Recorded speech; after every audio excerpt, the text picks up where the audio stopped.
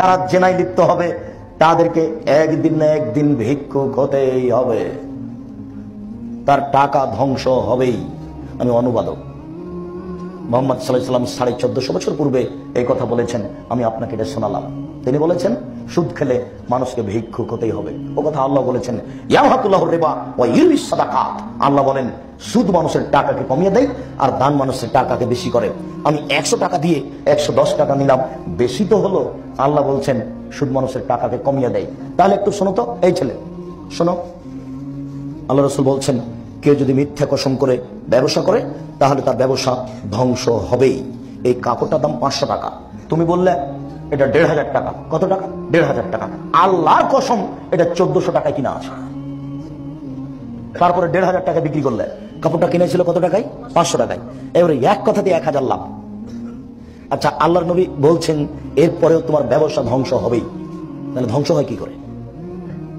একদিনে যদি 3টা মিথ্যা কথা দিয়ে 3টা কাপড় বিক্রি করি তাহলে কত টাকা লাভ আসলো? 3000। ব্যবসা ধ্বংস হবে, কাউকে বলা লাগবে না, এমনিতে হয়ে যাবে। একদিন দেখবেন যে আর টাকা নাই। এখন আপনি বলেন কি ব্যাপার, এত মিথ্যা কসমে টাকা ইনকাম করলাম তবু কেন নাই? ও হবে, ধ্বংস হবে, কাউকে বলা লাগবে না। আল্লাহ রাসূল বলেছেন মানুষ জেনায় লিপ্ত হলে তাকে ফকির হতে হবেই, কাউকে বলা লাগবে না, সে একদিন একদিন নিঃস্ব হবেই। মাসে কোটি টাকা ইনকাম করে, স্বামীও পরকীয়া প্রেমে লিপ্ত, স্ত্রীও পরকীয়া প্রেমে লিপ্ত, কেউ কাউকে মানে না, দুইজনই চলছে। বলেন এদের কোটি টাকায় কি? এদের ভিক্ষা করাই কি? বলেন এদের কোটি টাকায় কি? এদের ভিক্ষা করাই কি? শুনুন, মুহাম্মদ সাল্লাল্লাহু আলাইহি ওয়াসাল্লাম দুঃখ করে বলেছেন আমার উম্মত জেনাকে হালাল মনে করবে। তিনি বলেন এখনো মিন বাদি আকম ইস্তাহিলুনা হিরা ওয়াল হারিরা ওয়াল খামরা ওয়াল মাযিব। অচিরে আমার উম্মত রেশমি কাপড়কে হালাল মনে করবে। 1 2 জেনাকে হালাল মনে করবে। 3 বাদ্যযন্ত্র গান বাজনাকে হালাল মনে করবে।